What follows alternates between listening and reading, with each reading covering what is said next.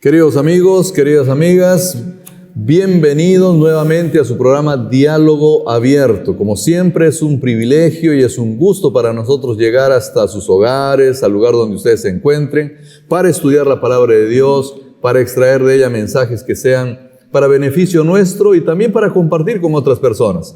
Recibe un fuerte abrazo si estás por la red Nuevo Tiempo, aquí en Lima en la 103.3 o en algún otro dial en el Perú. Recibe un fuerte abrazo de este grupo de tus servidores. También si estás en el canal YouTube, déjanos un mensaje para saber de dónde nos miras, de dónde estás escuchando el programa. Va a ser un gusto poder leer tus mensajes también. Un gran abrazo para todos ustedes, que Dios los pueda bendecir. Como ya es costumbre de nuestro programa, tenemos a nuestro invitado ya en esta ocasión con nosotros, un docente de la Facultad de Teología, al pastor David Asmat. Bienvenido, David. Muchas gracias, pastor. Contento como siempre de poder estar aquí para poder estudiar la palabra de Dios, y hoy tenemos un tema muy interesante, ¿no? Bueno, ya estamos cerrando febrero y empezando marzo. Se nos acercan las clases. Febrero es un mes corto también. Correcto. ¿No es cierto? Nuestros hijos ya están en la última etapa del colportaje. Algunas palabras tal vez para ellos antes de iniciar el estudio. Sí, que no se olviden que en la labor del colportaje siempre está el último mensaje del ángel, ¿no? El último esfuerzo que hace el colportor en esa semana que parece tan mala, pero el Señor hace el último milagro por ellos en esa ocasión. Que sigan adelante, que aquí vamos a estar siempre también nosotros esperándolos, pero sobre todo orando por ellos, pastor. Bueno, oramos por ustedes, queridos jóvenes de las facultades de educación, comunicaciones, de teología, medicina, en el área de salud, psicólogos, ingenieros, ¿no? Que están ahora colportando. Otros tal vez también están en casita, disfrutando de la compañía de los papás, pasando un bonito momento, ya preparándose también para volver, ¿no? O tal vez están desarrollando alguna otra actividad, tal vez algunos están estudiando idiomas, inglés, o tal vez están trabajando en alguna otra actividad, ¿no? Bueno, un saludo para todos ellos. Para todos, pastor. ¿No? Para todos ellos, que el Señor los pueda bendecir grandemente. Vamos a comenzar el estudio que nos reúne en esta ocasión. Estamos en la lección 9, el título es El conflicto cósmico, pero antes de iniciar el estudio tenemos que orar. David, sí, por favor, guíanos en esta oración. Vamos a orar. Bondadoso Señor, que estás en la altura del cielo, queremos pedirte en esta tarde que tú puedas darnos sabiduría para poder estudiar tu palabra, Señor.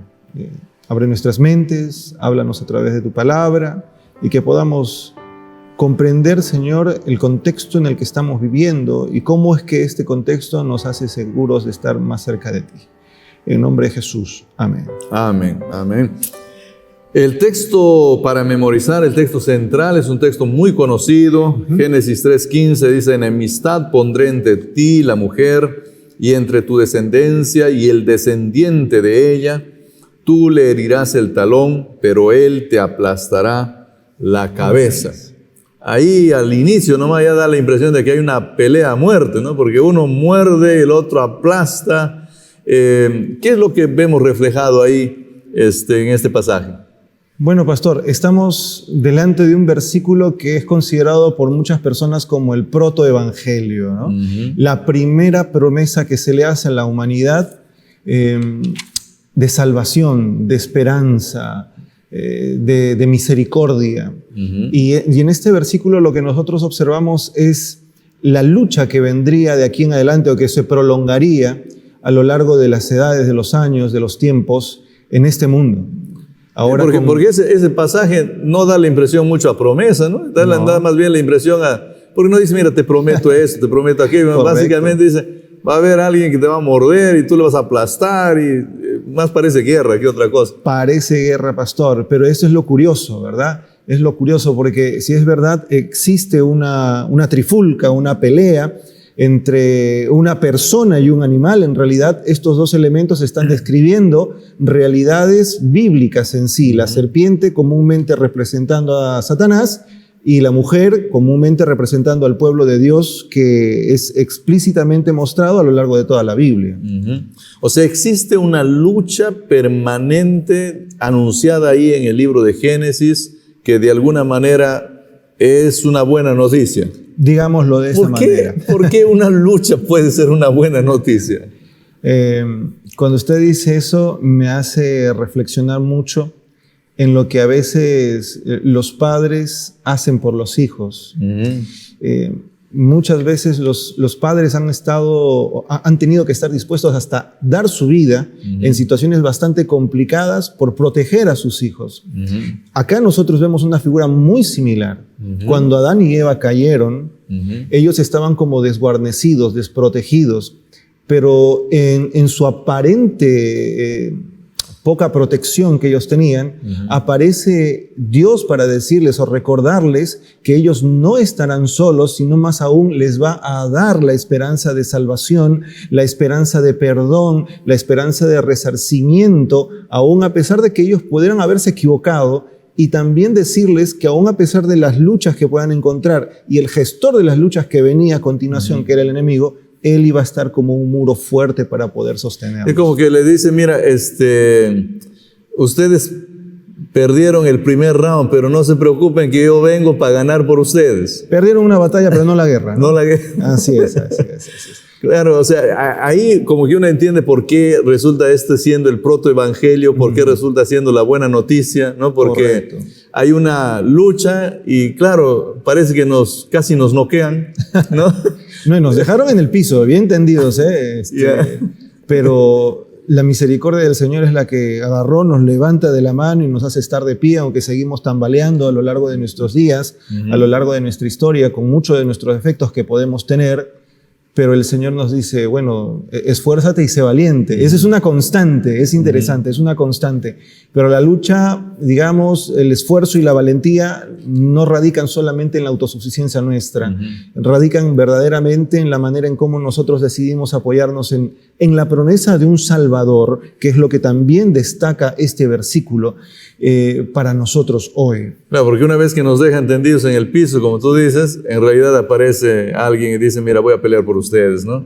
Voy a pelear por ustedes. Es como cuando, tal vez, no sé si te pasó alguna vez a ti, a mí me ocurrió. Yo, gracias a Dios, debo de confesar acá algo bueno, ¿no?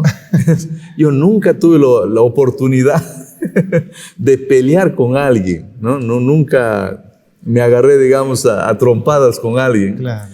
Y una vez estuve muy cerca de hacerlo. Debería haber tenido unos 12 años posiblemente, ¿no? Y alguien me buscó y quería pelearse. Y apareció un amiguito mío que tenía unos 14 años y dijo, no, tú no te vas a pelear. Me puso a un lado y dijo, si quieres pelearte, peleate conmigo, ¿no? Y él se peleó de verdad por mí, ahí en la escuela, recuerdo bien ese incidente. Creo que algo así fue, ¿no? Porque nosotros estábamos perdidos, nos tendieron, nos pusieron en el piso, pero alguien salió para pelear la batalla por nosotros. Yo creo que el Señor nos pone situaciones muy parecidas a lo largo de nuestra vida, tal vez no solamente en uno propiamente, sino también en torno a nuestro hogar, nuestra familia, nuestros amigos, la propia iglesia. Y el Señor nos da más de una evidencia de que Él está peleando por nosotros las batallas, ¿no?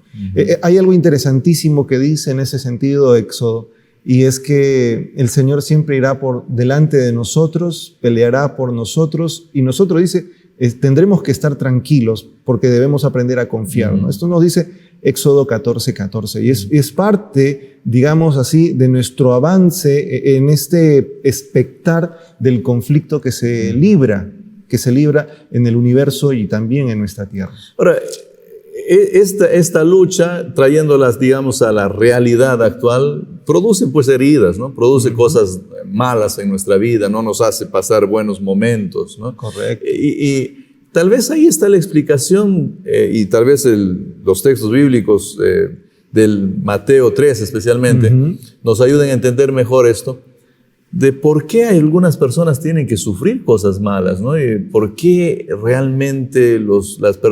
las personas tenemos que experimentar cosas indeseables que no nos gustaría? ¿Por qué tenemos que relacionarnos con gente que nos hace daño? ¿Por qué hay veces en este mundo hay tantas injusticias?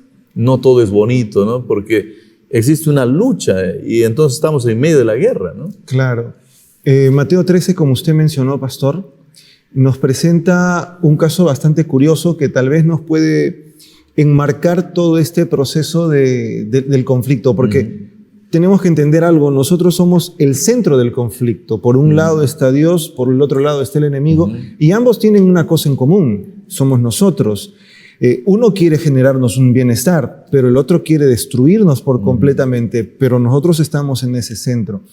Cuando nosotros leemos el capítulo 13 de Mateo, desde el 24 hasta el 30, nosotros por lo menos podemos encontrar no menos de cinco lecciones con respecto a esta parábola. Y es la parábola de las espigas y la cizaña, que nos lleva casualmente a ir observando ciertas cosas. Entre algunas de las cosas que nosotros encontramos es cómo es, en el versículo 28, cómo es que se termina colocando, digamos, la cizaña, y cómo es que uno termina por comprender si es cizaña o no es cizaña.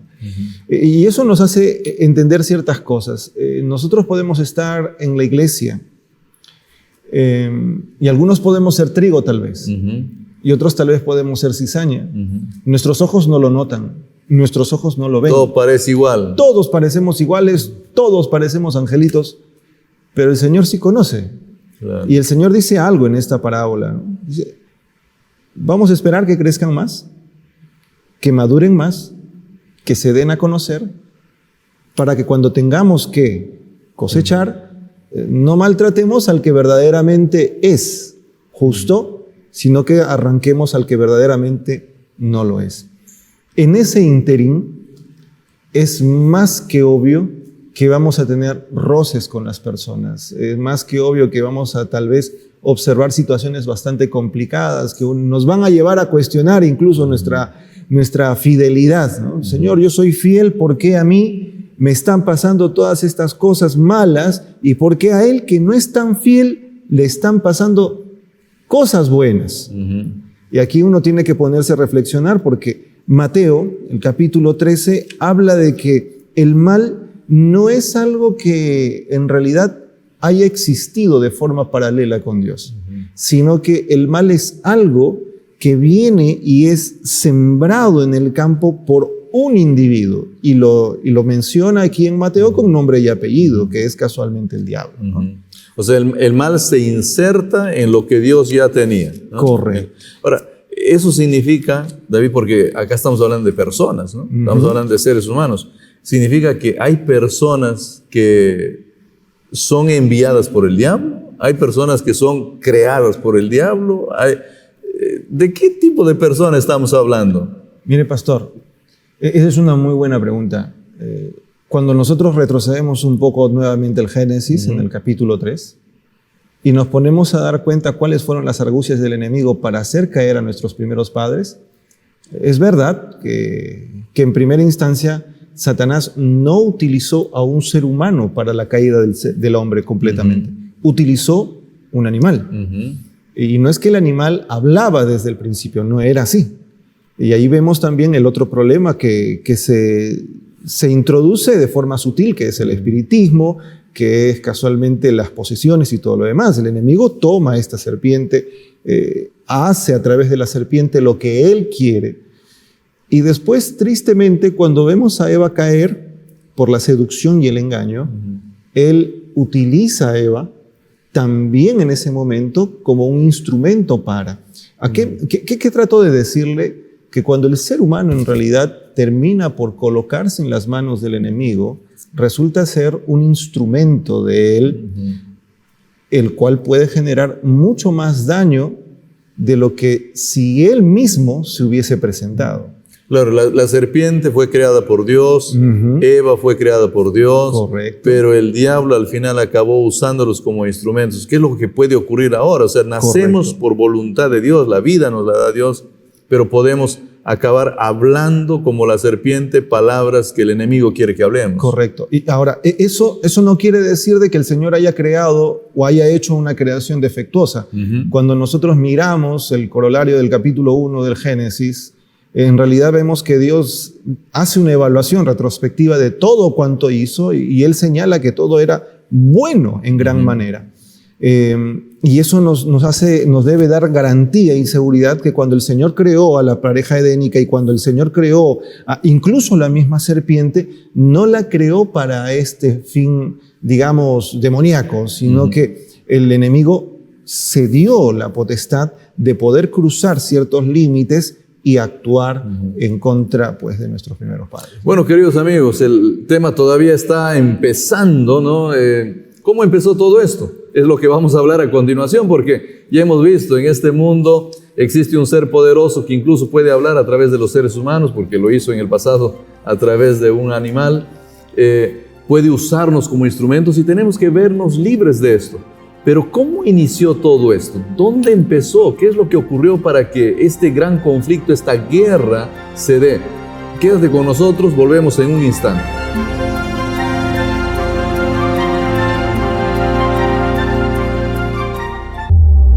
Encontrarás respuestas que cambien destinos en cada muestra y célula, tocando lo más puro de la vida. No solo investigarás, descubrirás las curas a enfermedades y marcarás el camino hacia un mundo más sano y seguro. Estudia tecnología médica, especialidad en laboratorio clínico y anatomía patológica. En la UPU construimos tu mejor versión. Despertarás nuevos potenciales en nuestra interacción con el mundo. Convertirás datos en una brújula para el cambio. Organizaciones hacia decisiones visionarias y abriendo el camino hacia un futuro más brillante. Estudia Ingeniería en Ciencia de Datos e Inteligencia Artificial. En la UPU construimos tu mejor versión.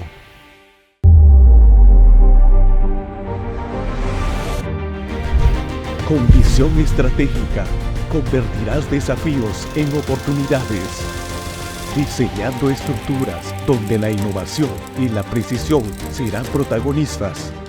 Tu capacidad para innovar no tiene límites. Estudia Ingeniería Industrial.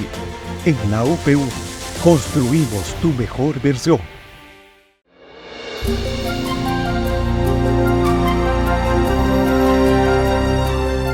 Gracias por continuar con nosotros. Estamos hablando del gran conflicto, esta gran guerra entre el bien y el mal. Y bueno, quedábamos ahí con la interrogante de cómo empieza todo esto. Tal vez incluso podemos hablar un poquito de cómo empieza mucho antes de lo que inicia aquí en la tierra, ¿no? Para darle el contexto. Cuéntanos un poco de eso, David. Sí, cuando nosotros nos vamos al texto bíblico, uno puede sentirse tentado a pensar que todo el problema del mal comenzó acá, únicamente aquí, en este mundo. Y este es un elemento que es, en algunas circunstancias, muy obviado por aquel que enseña la Biblia. Al menos dentro de nuestro círculo es más fácil entenderlo, pero tal vez una persona que es un poco nueva estudiando la Biblia, piensa que todo el conflicto se desarrolló solo aquí. Sin embargo, nosotros podemos encontrar en el texto bíblico, tanto en Ezequiel, como Isaías, que esto tuvo un origen diferente, en otro lugar, no aquí en esta tierra, sino tuvo sus orígenes en el cielo. Viene a mi mente también el libro de Apocalipsis, el capítulo 12, correcto, ¿no? Dice ahí correcto. que hubo una guerra en el cielo, Miguel y sus ángeles luchaban contra el dragón. Y luego el texto aclara ahí que ese dragón es justamente la serpiente antigua. Y hace la conexión, ¿no? Es interesante, hace esa conexión con el libro del Génesis y para que de alguna u otra manera nosotros podamos tener una idea clara de quién es el gestor. Bueno, cuando nosotros leemos Ezequiel 28, 12 al 19, encontramos que el personaje que comenzó a generar todas estas situaciones es obviamente Lucifer, que él tuvo pretensiones específicas, las tuvo. Quiso tener el lugar del Señor, quiso tener la adoración del Señor. No había, como dice de pronto el estudio de toda esta semana, una lucha por quién es más poderoso, porque eso estaba bastante claro, ¿no? Dios es Dios y supuestamente era muy superior a él y capaz. No hay quien compita y eso es una realidad, ¿no? Sí. Me da la impresión de que aquí el punto de discusión oscila en otra cosa. Y no es el poder, es el carácter. Porque una de las cosas que Satanás o Lucifer en su momento comenzó a realizar es cuestionar las leyes de Dios. Al cuestionar las leyes de Dios, cuestiona el carácter de Dios. Al cuestionar el carácter de Dios, está cuestionando básicamente su personalidad y su amor para con las criaturas que Él creó. Él no solamente se detenía a decir que eran seres perfectos y que no necesitaban una ley. Él comenzó a ir mucho más allá de esto. Y obviamente se comenzó a visualizar con tintes de poder e inseguridad. Pero una de las cosas que viene a continuación es, ¿pero acaso Satanás, cuando fue creado, no fue también perfecto como Adán, como Eva, como toda la creación? ¿Qué pasó con él? ¿Qué sucedió con él? Bueno, tanto Ezequiel como Isaías indican que existió algo en el corazón de este hombre, de este ser celestial, que comenzó a cambiar su vida, su actitud, su manera de adorar al Señor y aún incluso de verlo. Que durante mucho tiempo fue una lucha en él y que también el Señor durante mucho tiempo tuvo paciencia con él para tratar de salvarlo, ¿no? Sin embargo, él venía delante del trono, adoraba al Señor, le decía, no, Señor, no hay nada malo, yo te soy fiel. Salía de la reunión y al salir continuaba con sus mentiras. Y esto se volvió insostenible. El capítulo que usted menciona de Apocalipsis 12 muestra en realidad la situación ya cuando ha llegado a un clímax. Un clímax que para algunos puede ser una batalla física, para otros puede ser incluso una batalla de intelectos o argumentos. Y yo creo que puede tener incluso hasta un poco de ambas, ¿no? Claro. Porque al principio, Satanás es más que seguro, se dedicó a utilizar toda su artillería intelectual para convencer a aquellos que estaban por debajo de él, porque él tenía una posición muy encumbrada. Pero llegó un momento en el cual no podían convivir la justicia y la injusticia, la verdad con la mentira en el cielo, y esta expulsión tiene que haber tenido pues una tónica de guerra, un conflicto físico, digámoslo así.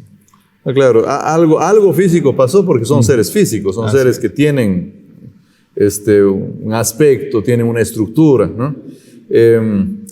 Bueno, este origen del mal es realmente un tema que, como bien decías, no todo el mundo lo habla, pero también da mucho a pensar, ¿no? Da muchas cosas para meditar. ¿Qué hubiese pasado si, digamos, no hubiese ocurrido esto? Capaz no estaríamos nosotros viviendo la experiencia que hoy en día vivimos, ¿no?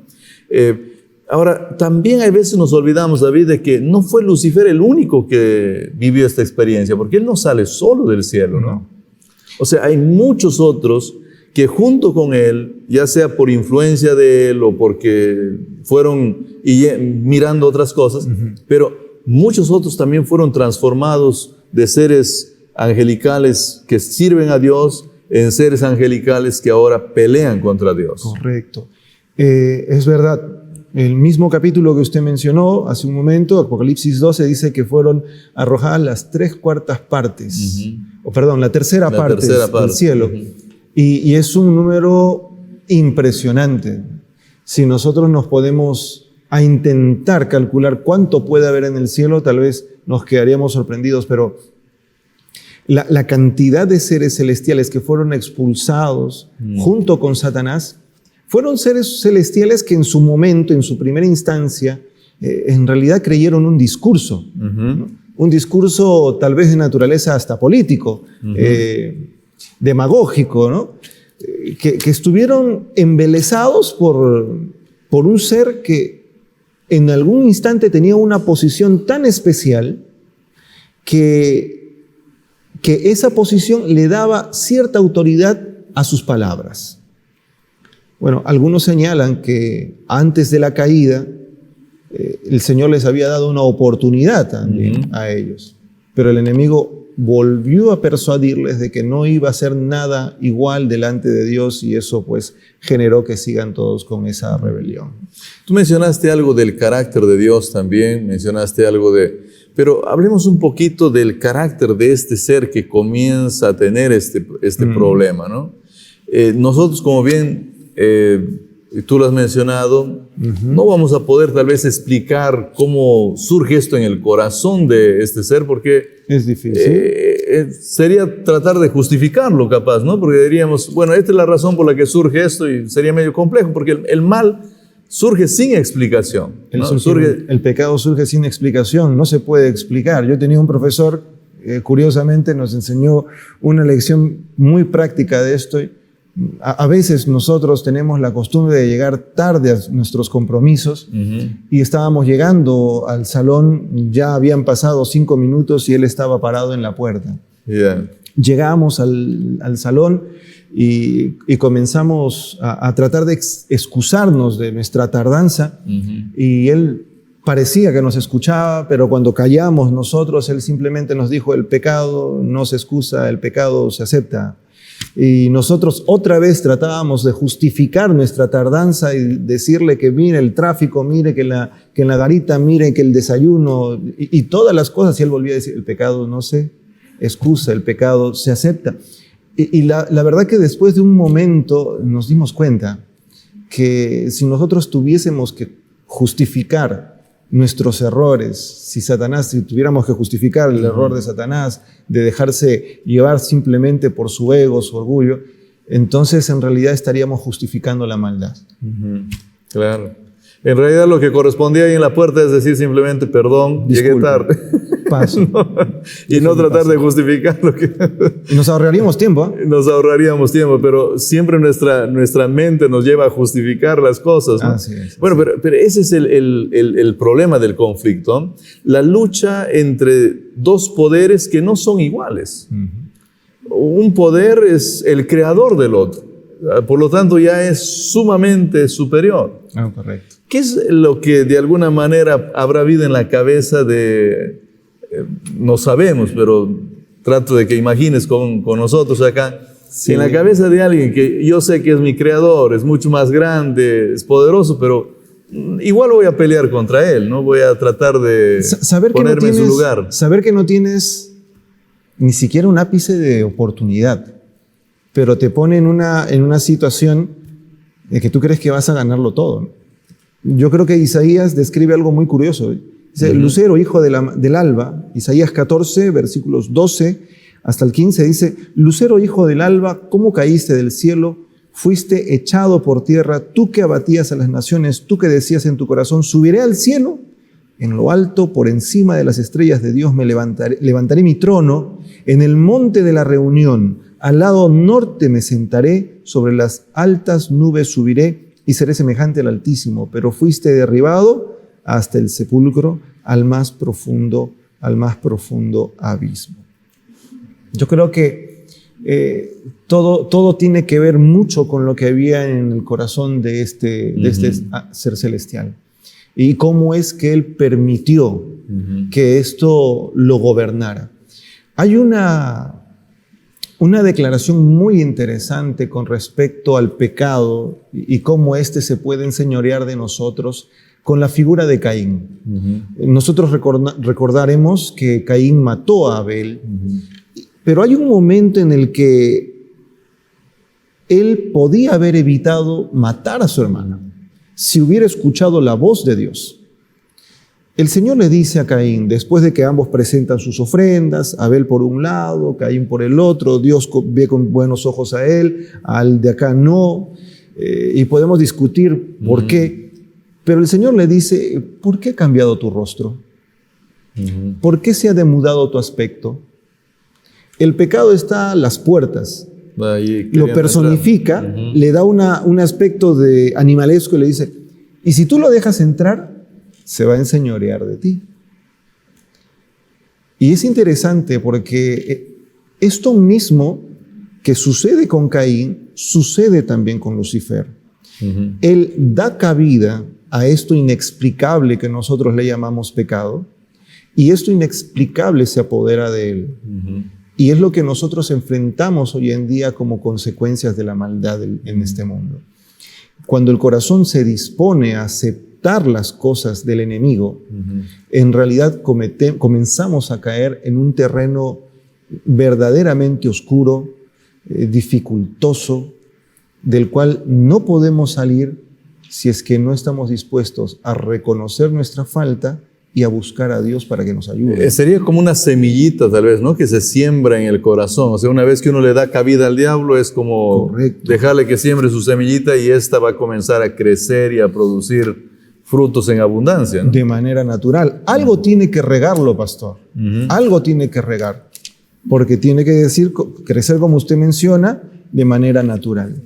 Entonces, yo creo que todas esas cosas que él iba pensando en su cabeza, subiré a la altura del cielo, tendré mi trono allí, estaré por encima de todos. Iban alimentando... Era como echarle agüita. Era como echarle agüita a ese pecado inexplicable, esa maldad inexplicable, y ahí iba surgiendo en su corazón, se iba apoderando de él. Bueno, hoy en día tenemos a él que le vive echando agüita a las semillas que él siembra en nosotros. Correcto. Y muchas veces usa incluso medios distintos, lecturas, videos, películas y de todo tipo de cosas va a usar, ¿no? Él va a usar incluso personas para echarle agua a la semilla que él mismo siembra y producir el mal en nuestra vida.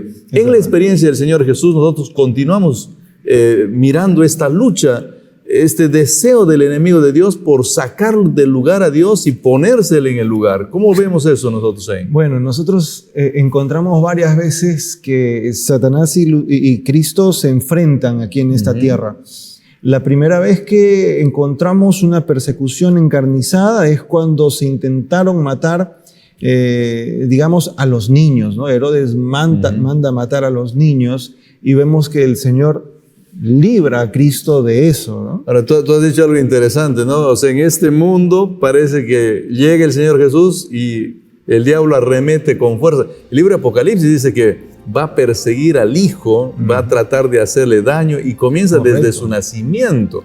Queridos amigos, vamos a continuar hablando de este tema, de cómo el diablo ataca a nuestro Dios, a nuestro Creador hecho carne en este mundo.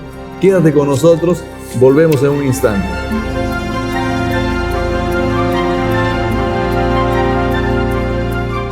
Hola, ¿qué tal? Yo soy Emmanuel Albarrán, tengo 22 años, nací en la ciudad de Valera, estado Trujillo, en Venezuela. Hola, mi nombre es Antonio José Ramal Reategui, tengo 20 años y actualmente estudio la carrera de Ciencias de la Comunicación en la Universidad Peruana Unión. Es una experiencia tan bonita el tener compañeros de diferentes países como Colombia, Brasil, Ecuador, Estados Unidos. Si bien yo soy extranjero y mis padres tienen nacionalidad peruana, el ambiente en sí en el que rodea, ya que el campus, por ejemplo, con las áreas verdes, me hace sentir muy acogido y siento que es un lugar muy pacífico.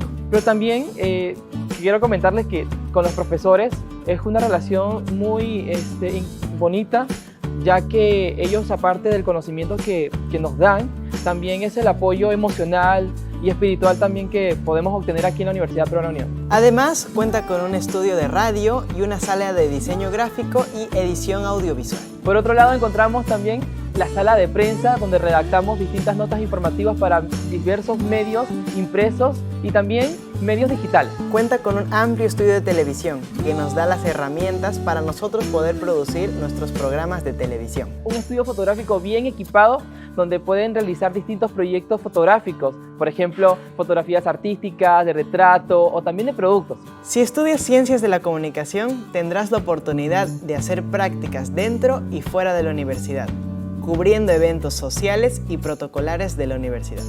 Por ejemplo, en la semana de oración que nosotros aprovechamos lo que vemos en clase con la teoría y todo, nosotros lo ponemos en práctica y eso es una oportunidad muy buena. Les invito a todos a que puedan participar de esta experiencia internacional, donde no solo aprenderán conocimientos sobre periodismo, redes y audiovisuales, ya que puede ampliar los conocimientos que ya tenemos sobre las diferentes culturas de diferentes países. ¿Quieres ser la voz que inspire y transforme a otros? Ven ahora y estudia Ciencia de la Comunicación en la UPU.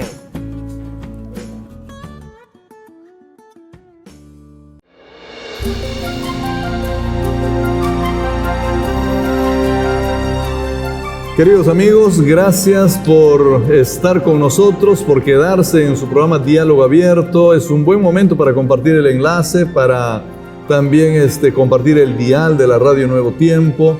De paso, aprovechamos para invitarte a visitar la Universidad Peruana Unión, el lugar donde nosotros hacemos la grabación de estos programas. David, estamos hablando del mal y cómo también va a tratar de atacar al Señor Jesús y sacarlo de su lugar y ponerse Él en ese lugar, el enemigo de Dios luchando incluso en el tiempo cuando el Señor Jesús vivió en esta tierra. Sí. ¿Cómo vemos, qué evidencias vemos de eso? Bueno, mira, estábamos hablando antes de la pausa de la primera ocasión en la que Satanás trata de exterminar a Cristo, y eso era cuando él era pequeño, él nació. La segunda ocasión es lo que hemos estudiado en esta semana, es en el desierto. Y la tercera ocasión es cuando se ensaña con Cristo al momento de ser crucificado. Esos tres escenarios son evidencia tangible de las pretensiones verdaderamente que tiene Satanás en contra de Cristo, en contra de Dios. Y cómo es que de alguna forma nos muestra cómo es de terrible este conflicto en el que nosotros nos vemos sumidos y cuál es el verdadero costo, de este conflicto y del pecado que de pronto nos asedia, ¿no? Bueno, seguramente tú nos vas a explicar un poquito más de alguna de estas experiencias, posiblemente la que hablaste de la tentación, sí, de la crucifixión también. Pero antes de eso quería preguntarte, dijiste 3 veces. ¿Podría dar la impresión de que el diablo solamente fue a acercarse 3 veces a él, o será que se acercó muchas veces más? Yo creo que son 3 veces las que de alguna forma se pueden evidenciar de manera muy, muy, muy directa. Pero hay otras ocasiones que pueden ser bastante sutiles, como por ejemplo cuando Jesucristo está caminando y llega hasta cierto lugar y viene un endemoniado y le dices, ¿tú qué tienes contra nosotros, no, hijo del Dios viviente? Da la impresión que en la narrativa del texto el Señor no tiene nada contra ellos, pero ellos se ven afrentados. Y es que la sola presencia del Mesías y aquí viene el otro asunto, el diablo sabía y sabe muy bien que la misión que vino Cristo a tener en este mundo era liberar a las personas, salvar a las personas. Y Él estaba haciendo todo lo posible por estropear el cumplimiento de esta misión. O sea, de alguna manera, muchas veces seguramente el diablo lo atacó, ¿no? Porque recuerdo alguna vez algunas personas que dijeron, mira, él en realidad tiene el espíritu de Belcebú, del demonio, no le escuchen, ¿no? Él hace las cosas porque el diablo está con él. Eso también yo creo que ha sido el diablo usando a un ser humano para atacar. Y volvemos al asunto instrumental, ¿no? El enemigo es tan cobarde, digámoslo así, que nunca nos va a dar la cara de manera directa. Siempre va a utilizar personas, individuos que de alguna u otra forma tal vez pueden generar mucho más daño, ¿no? Nosotros hemos escuchado tal vez tantas veces gente que puede decir, ¿no? Mira, ustedes me dicen para yo ir a la iglesia, entregar mi vida, pero para ser como ese que está ahí que dice que es hijo de Dios, ¿para qué, no? Entonces, son cosas, a veces nosotros no nos damos cuenta, pero podemos estar siendo instrumentos inadecuados en el cumplimiento de la misión, y eso es algo en lo que nosotros tenemos que reflexionar muchísimo. Bueno, ¿qué aprendemos de algunos de esos encuentros? Tal vez los más significativos, los que han quedado registrados entre el Señor Jesús y el diablo, en esta lucha, en este gran conflicto, ¿no? Que nosotros lo vivimos, sabemos que existe uno superior entre seres espirituales, y el Señor Jesús lo vivió en carne y hueso aquí en este mundo. ¿Qué cosas aprendemos ahí de este gran conflicto? Tal vez, como menciona la lección de toda esta semana, y esta se centra en lo que sucedió en el desierto, hay 3 situaciones que todos conocemos bastante bien, pero este conflicto, esta lucha que se encuentra entre Cristo y Satanás en el desierto, las conocidas como las 3 tentaciones, nos llevan a por lo menos tener algunas cosas prácticas para nuestra vida. No es solamente el hecho de comenzar a ver que Satanás se aprovecha del hambre de Cristo, no es solamente que él se acerca para tentarlo, sino que Jesús responde de una manera interesante. Jamás responde con sus propios argumentos. Él utiliza la Escritura y esto nos lleva a reflexionar sobre la profunda comunión que él debe haber tenido con su Padre durante ese y muchos años anteriores para poder encontrarse robusto espiritualmente y enfrentar esta situación. Ojo, algunos dicen, ¿no? El Señor parece que ha tenido ventaja porque era Dios y hombre, pero esto en realidad puede terminar siendo un argumento hasta cierto punto absurdo, porque ¿quién puede ser tentado divinamente como Él lo fue? En esta primera parte. Si tú dices Dios, conviértelo. De tenerlo todo a no tenerlo nada, de pronto recibirlo todo, ahora a sentirse muy cansado y fatigado. La otra opción, la otra situación es cuando es llevado al pináculo del templo, ¿no? Y ahí encontramos una lección también bastante práctica que tiene que ver muchísimo con la presunción. Y bueno, el Señor agarra y le dice, mira, yo no me voy a tirar porque no necesito demostrarte nada para saber que Dios está conmigo. Y muchas veces, tal vez en nuestra experiencia práctica, podemos creer que el Señor va a ir hasta ciertos lugares o va a atravesar ciertos límites que nos ha dicho que no debemos atravesar, sabiendo que de pronto no lo debemos hacer. Eso es pecar por presunción. Finalmente, la famosa adoración, ¿no?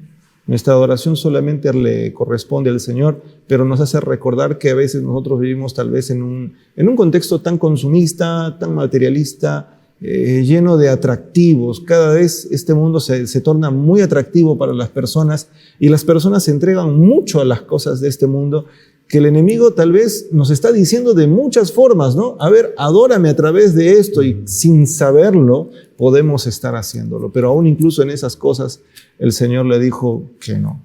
A mí me llama bastante la atención estos tres temas también porque cuando pienso en ellos, pienso en las condiciones. Que lo que estoy diciendo es comer pan o querer comer pan o tener hambre después de haber ayunado 40 días es totalmente natural. Obviamente. Y si yo tengo la capacidad de hacerme un pancito, eso no es pecado, o sea, me puedo hacer mi pancito, ¿no? Oye, pero incluso los que intentamos ayunar un día, ¿no? Hoy en día la gente ayuna 10 horas, otros quieren ayunar 12 horas, otros quieren ayunar las 24 horas. Pero el problema no es el ayunar, sino es la comprensión que se debe tener de esto y el beneficio espiritual y físico a la misma vez. Pero el ayuno pierde su sentido si al cabo de las 24, 10 o 12 horas esta persona se descose por ir y vaciar su refrigerador o irse a un restaurante y comenzar a celebrar el ayuno. Celebrar el ayuno, comer todo tipo de comidas que tienen alta cantidad de grasas y haciéndole mucho más daño todavía al cuerpo, ¿no? Yo creo que es importante que nosotros evaluemos esto porque saltar de un lugar no es un pecado, ¿no? Pero la situación, la condición, ¿por qué estoy saltando? ¿Por qué estoy preparándome este pan? Como tú decías, ¿por qué estoy dándome esta cena tan suculenta, ¿no? ¿Cuál es la razón? Creo que algunas cosas, hoy en día el diablo también nos engaña. Me parece que hoy en día también el diablo nos hace creer que lo que estamos haciendo no tiene ningún problema. La Biblia dice que lo puedes hacer. La Biblia dice que puedes comer, la Biblia dice esto, sí. Y uno lo hace y total está pecando cuando lo está haciendo. Sí, y usted ha mencionado algo muy claro que vamos a dejarles en luz a nuestros amigos, y es que el enemigo te puede leer la Biblia, sabe más versículos que usted y yo juntos, puede hacer mucha hermenéutica del texto, puede sacar más de 10 aplicaciones de cada cosa, pero las va a utilizar para poder buscar de lo suyo propio. Y ese es el problema más grande. Lo va a utilizar para que nosotros terminemos apartándonos verdaderamente de Dios. Y eso puede terminar explicando, tal vez, por qué hay muchas maneras de pensar en el mundo habiendo solamente un registro bíblico, teniendo solamente una Biblia. Esto es parte de la estratagema del enemigo, confundir las mentes, apartarnos verdaderamente de lo que es correcto y después tenernos fríos. Porque mientras lejos nos tenga del Padre, mientras lejos nos tenga de Cristo, en realidad para él será una ganancia. La caída, el pecado, la fornicación, el robar o hacer cualquier otra cosa es simplemente la evidencia tangible de que usted y yo o la gente ya está lejos de Dios. Ya está lejos. Bueno, tal vez como resumen, porque el tiempo ya se nos está acabando, solamente preguntarte, si tendríamos que poner esto en una especie de resumen, ¿no? ¿Podría ser correcto decir que el gran conflicto de alguna manera, o en qué consiste el gran conflicto? El gran conflicto consiste en que yo escuche a Dios o yo escuche la voz del diablo, porque por lo menos en la experiencia del Señor Jesús vemos que ahí el Señor dice, no, es que yo escucho la voz de Dios y Dios dice esto. Y el diablo por otro lado dice, no, escucha mi voz, esto es lo que dicen, ¿verdad? ¿No? Entonces, capaz en nuestro caso, el gran conflicto tiene que ver no con pelearnos de cuerpo a cuerpo, sino más a qué voz escucho yo. ¿Escucho la voz de Dios o la voz del diablo? En eso consiste el conflicto. ¿Tú crees que podríamos estar en ese camino? ¿Es lo adecuado? ¿Cómo podríamos tal vez hacer que nuestra gente entienda bien en qué consiste el gran conflicto desde nuestra perspectiva? Sí, pastor, yo creo que el gran conflicto verdaderamente consiste en la manera en cómo nosotros vamos a decidir confiar en las promesas de Dios o en lo que nos ofrece el mundo a través del enemigo. Y esa disposición, digamos, a confiar o a aceptar, va a estar en función también a nuestro acercamiento para con Dios. Cada una de las cosas que nosotros hemos estudiado en esta semana, me remito nuevamente a Génesis 3 con Eva. Fíjate que Eva tenía el argumento de Dios y también tuvo en un momento el argumento del diablo. Pero llega un momento en que ella tiene que escoger. Y cuando ella decide comer el fruto, ella decide confiar en lo que el enemigo le dijo, porque el enemigo le puso la duda, tergiversó las palabras de Dios y le hizo pensar a ella que podía encontrar cosas más beneficiosas en el argumento que él le daba. Claro, el enemigo no es por adular a nadie, pero el diablo es diablo, y no es diablo porque es diablo, sino porque es viejo y conoce muchos de nuestros defectos de carácter, de los problemas que nosotros podemos tener, y nos va a colocar 1001 elementos que a nosotros nos parece que nos van a servir para poder acceder al camino del error. Pero es ahí cuando uno tiene que estar completamente convencido de lo que el Señor ha trazado, como se lo trazó a Eva y a Adán, y comenzar a seguir no ciegamente, sino centrados en esa evidencia explícita que para nosotros hoy es la palabra de Dios. Entonces, el conflicto para nosotros en este contexto es estar dispuesto a creer verdaderamente en las promesas de Dios dadas en su palabra, muy a pesar de que podamos encontrar en el camino de nuestro peregrinar cristiano situaciones que puedan terminar por agobiarnos o nos generen dudas, como lo generaron a Eva y que le llevaron a terminar dudando y cediendo al enemigo. Queridos amigos, estamos ya cerrando nuestro programa. Gracias, David, por estar con nosotros. Solo quiero decirles, Dios los ama, Dios te ama, Dios me ama, Dios nos ama. Existe una lucha entre el bien y el mal. Existe una lucha entre un poder todo superior que podría aniquilar por completo al mal, pero que por amor mantiene en la existencia a este ser que se ha revelado para que el universo entero pueda ver y pueda realmente encontrar justicia en el accionar final de Dios cuando el mal tenga que ser eliminado. Dios te ama y en esa lucha tú estás en medio. Obedece a Dios, escucha la palabra de Dios, lee la palabra de Dios, porque cuando tú haces eso, te pones del lado correcto. Cuando tú escuchas simplemente lo que por ahí se dice, o cuando te dejas llevar por tus emociones y no centras y fundamentas tu vida en la palabra de Dios, el peligro está de que estés en el lado equivocado. Por favor, lee la Biblia, vive en base a ella, haz lo que ella dice, come lo que ella dice, vístete como ella dice, habla lo que ella dice y estarás en el lugar correcto. Que Dios te bendiga grandemente. Ora conmigo para cerrar este programa. Padre querido, gracias te damos, Señor, por la vida que nos das. Gracias por la oportunidad de estudiar tu palabra. Estamos conscientes de que estamos viviendo en medio de un gran conflicto, de una gran lucha entre tú como Dios todopoderoso y un ser al que tú creaste y amas, pero se rebeló contra ti sin posibilidad de volver para ti. Señor, ayúdanos por favor, ayúdanos a entender de que en medio de esa lucha nosotros debemos de ponernos de tu lado. Ayuda a los oyentes de este programa a ponerse de tu lado. Que tus santos ángeles, tu santa presencia, tu santo espíritu puedan llegar hasta ellos para que ellos conozcan tu voluntad y sepan cómo ponerse del lado correcto.